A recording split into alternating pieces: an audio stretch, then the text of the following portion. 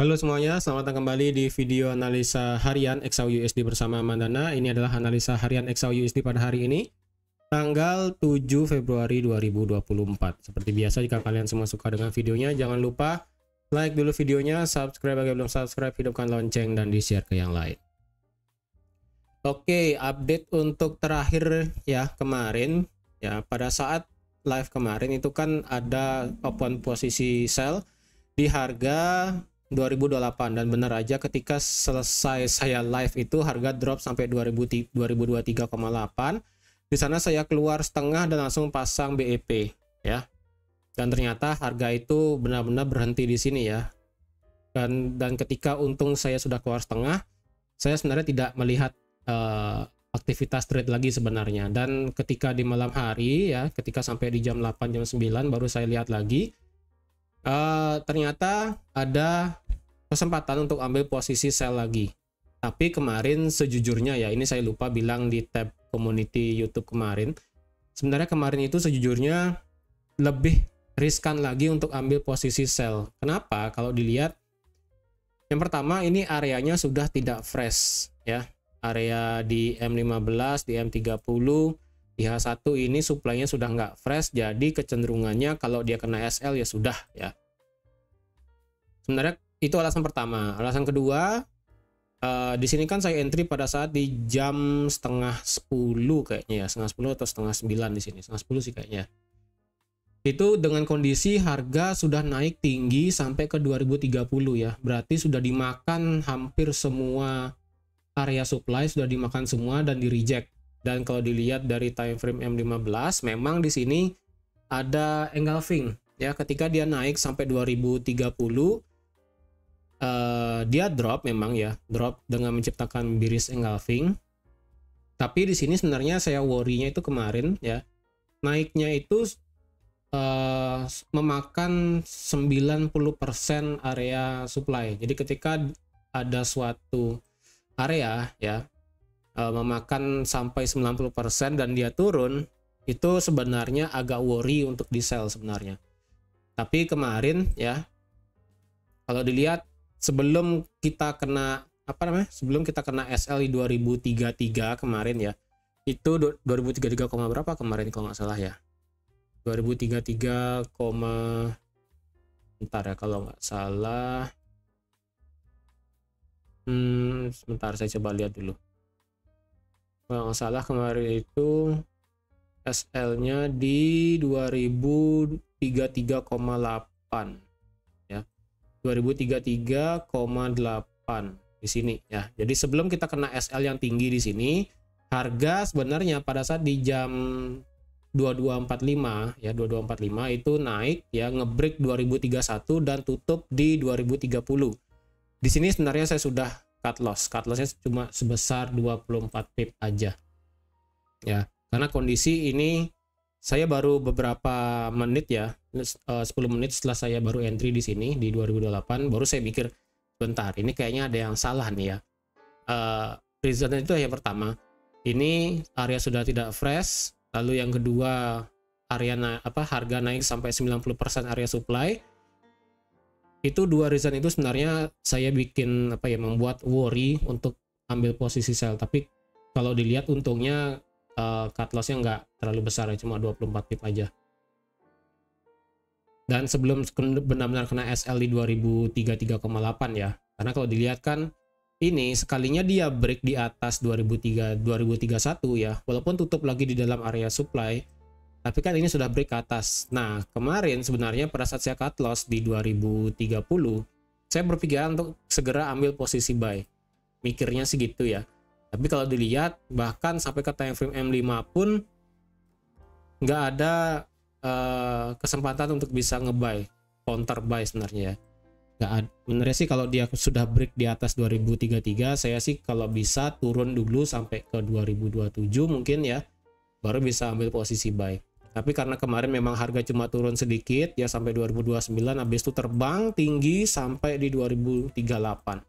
Jadi untungnya benar-benar sudah cut loss di 2030 ya. Sebenarnya juga pengen buyback kemarin dengan ambil posisi buy ya, counter, tapi ya karena tidak ada konfirmasi ya udahlah nggak apa-apa. Dan juga kemarin sebenarnya saya ekspektasi harga itu bergerak ranging ya, karena kan sama sekali dari market Asia sampai market London itu nggak ada volume sama sekali ya, nggak ada volumenya sama sekali. Jadi saya ekspektasi itu dari 2023 sampai ke 2031 harga kan tektok begitu aja, tapi ternyata pada saat New York Session sudah berjalan beberapa jam ya, sekiranya itu sekitaran jam 10 ataupun jam 11 itu harga baru bergerak lumayan tinggi ya. Ternyata di market New York ternyata baru ada volumenya. Jadi saya kira dari Asia sampai New York ini bakal bergerak ranging ya, dari 2031 sampai 2023. Ternyata tidak demikian. Harga langsung lompat ke atas sampai ke 2038. Untuk hari ini secara berita hari Rabu kita sih nggak ada berita apapun untuk yang mempengaruhi gold ya untuk hari ini. Jadi mungkin akan sedikit sepi lagi ya mungkin hari ini.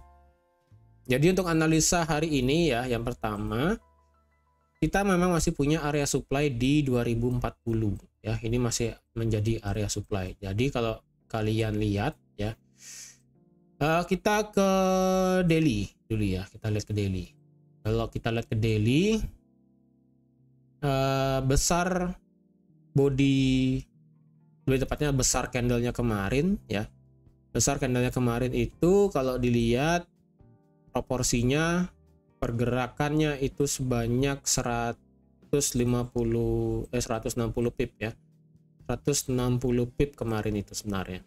Dan kalau dilihat candlenya kemarin kan hijau, jadi kemungkinan sih harga akan bisa naik, tapi yang saya harapkan harga itu bisa tap ataupun menyentuh 2030 lah at least ya, sebelum bisa lanjut naik. Kalau bisa. Sebenarnya juga di sini ya ada satu area tahanan kenapa harga itu berhenti di 2038 lah let's say. Karena kalau dilihat di sini kan ada supply H4 sebenarnya ya. Ini supply H4. Nah, sebesar ini area supply H4 sebenarnya, dan sekarang sudah kena supply H4. Dan kalau di lebih lebih presisi lagi itu kan yang kayak tadi ya di sini. Kayaknya di sini dia. Ya, di sini lebih presisinya itu di sini untuk area supply di M30 ya kan. Nah, di M30 dan di H1. Tapi kalau H4 besarnya ya kayak tadi sebesar ini H4. Dan kalau dilihat juga dari segi time frame H4 2031 memang valid menjadi area support sebelumnya. Dan kalau kita lihat sebenarnya kita juga punya satu area valid support become resistant yang ada di 2035 lah let's say ya. Nah di sini kayaknya di 2003 bentar, ya bisa dipakai di 2000 ya. Di sini berarti. Nah, di sini kita bisa pakai untuk batasan ya di 2036 kita pasin 2037 lah ya. 2037 menjadi area batasan untuk H4 sebenarnya.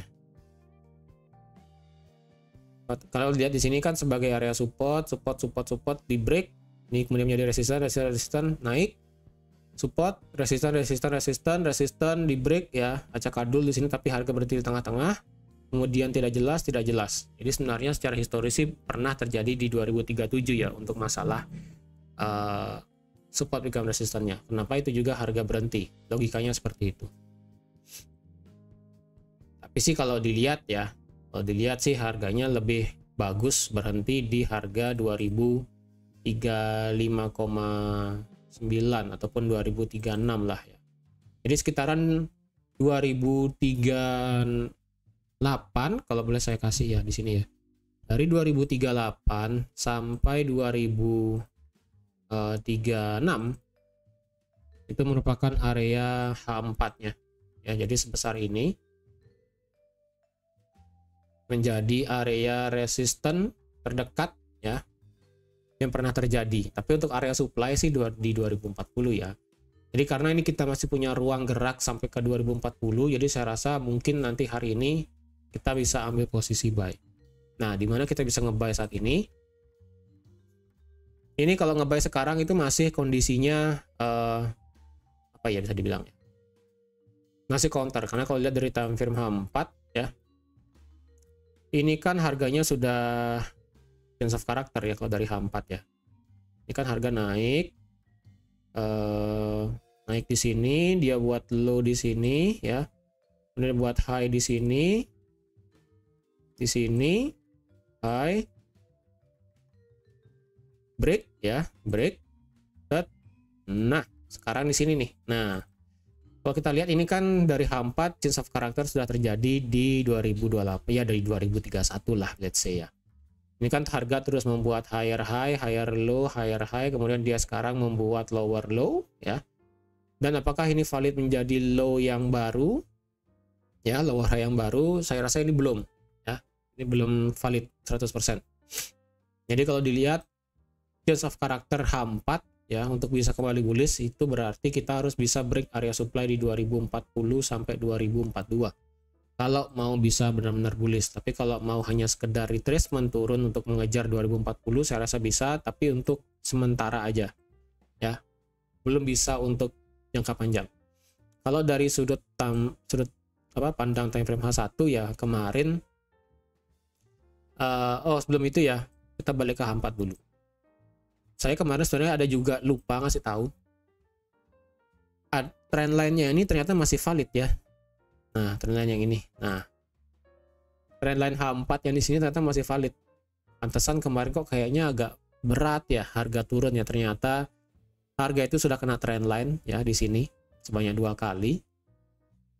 Harga juga tidak berhasil tutup di bawah trendline ya kan. Harga sekarang bergerak naik. Dan untuk dari segi sisi atas ya, mungkin saya bisa pindah ke daily mungkin ya. Nah, coba ini bisa nyambung nggak ya? Sepertinya ini menarik. Oh enggak ya, ternyata tidak kena.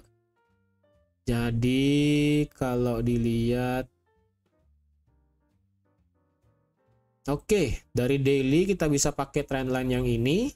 Dan untuk dari sisi atas kita bisa pakai trendline yang ini.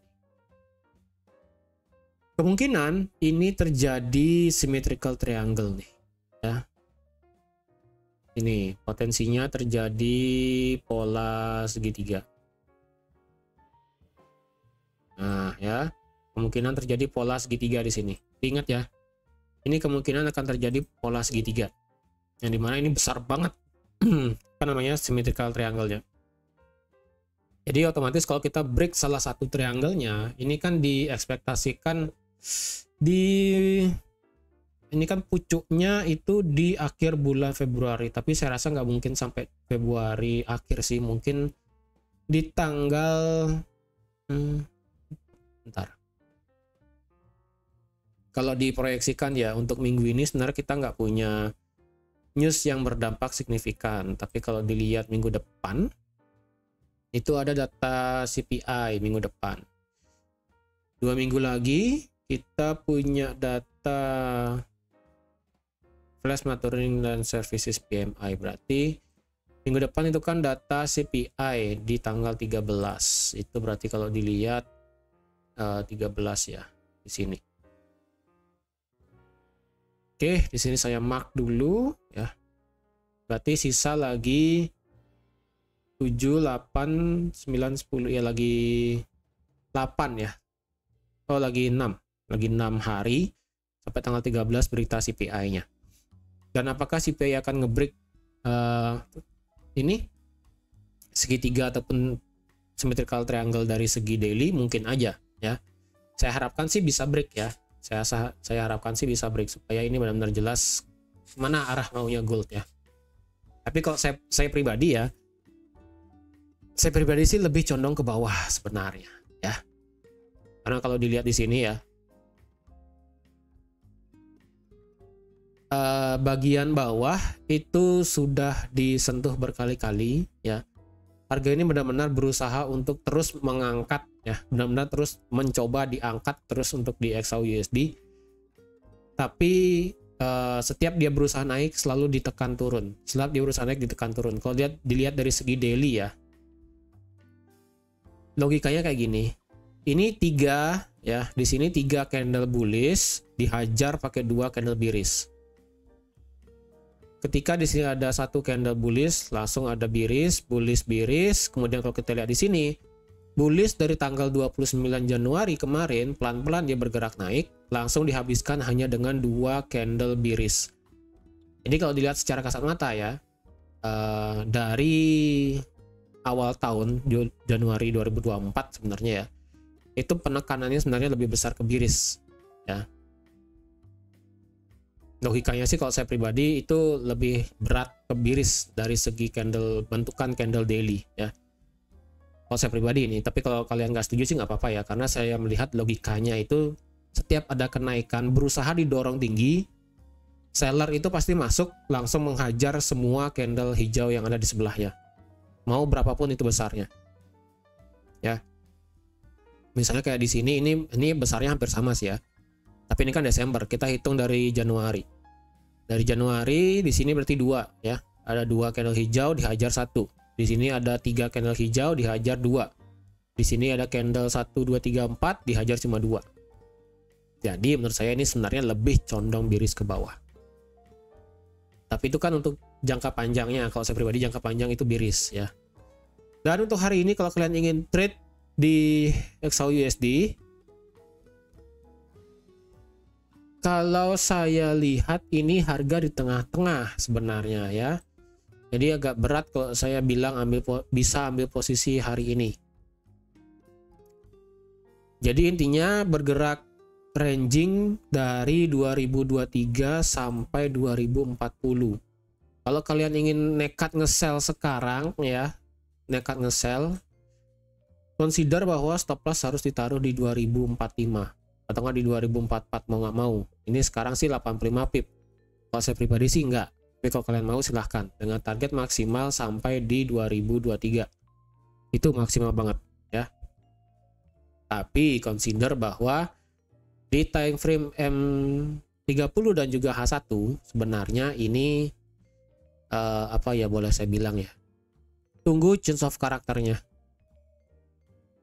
Secara H4 kan masih bearish ya kan, belum change of karakternya belum jadi, change of karakter bullish belum jadi. Tapi kalau dari segi time frame H1 ini sudah change of karakternya bullish ya, karena kalau dilihat di sini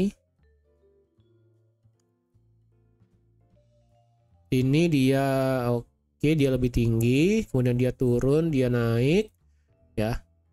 Ini kan breakout structure, dan kalau kita lihat harga itu ya berusaha membuat inducement yang ada di sini ya. Di sini berusaha membuat inducement tapi dia turun sampai sini.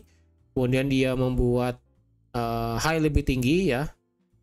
Kemudian dia membuat inducement, kemudian dia membuat breakout structure. Nah, berarti untuk kita bisa benar-benar melihat change of character dari time frame H1 untuk saat ini adalah kembali lagi 2023 harus bisa close di bawah low paling rendah di 2022,97. Jadi kalau dia turun ya, kalau mau nge-sell sekali lagi amannya itulah di 2023. Karena itu akan kembali change of character H1 dan mengikuti arah structure H4. Tapi kalau dia cuma turun hanya sampai di 2031 let's say, ya kemungkinan dia akan menjadi bensin untuk bisa naik sampai ke 2040. Dan di 2040 apakah kalian bisa nge-sell? Masih bisa, karena ini merupakan fresh area supply. Kalau kalian mau sell limit, saya rasa bisa untuk di sell limit di 2040. Tapi ingat, stop loss-nya berarti tidak terlalu besar ya, at least di atas dari zona ini sendiri. Ya, jadi kalau dia naik sampai sini sell limitnya, kena take profit kalian cukup di 2031. Karena structure di H1 itu belum change of character sebenarnya ya, masih dalam kondisi bullish. Jadi oleh karena itu, karena masih kondisi bullish, kalian nge-sell di 2040 cukup sampai 2031 dulu ya. Seperti itu. Jadi kalau bisa, kalau mau lebih amannya lagi ya, kemarin kan saya kasih trade itu untuk masalah agresif ya. Kalau kalian yang konservatif, yang benar-benar nyari aman banget, benar-benar harus nunggu di 2023 ini di break ya. Ini saya kasih low terendahnya itu di 2022,98. Kalau dia break di bawah itu ataupun tutup bisa di bawah itu, at least candle M30 dan juga H1 ya. Itu consider baru bisa kalian nge-sell dengan cukup pede sampai ke 2004. Ya, cukup pede sampai ke 2004 bahkan sampai ke 2000. Menurut saya seperti itu karena itu berarti di sini di 2038 di secara time frame H4 ini berarti valid menjadi lower high yang baru. Ya. Seperti itu. Jadi untuk saat ini kalau kalian ingin trade sabar aja dulu ya. Kalau kalian ingin nge-buy consider di 2031 bisa, tapi stop lossnya agak lebar sampai ke 2022. Cukup lebar. Kalau di sini berarti stop lossnya kalian harus ditaruh di bawah low yang ada di bawah di sini ya.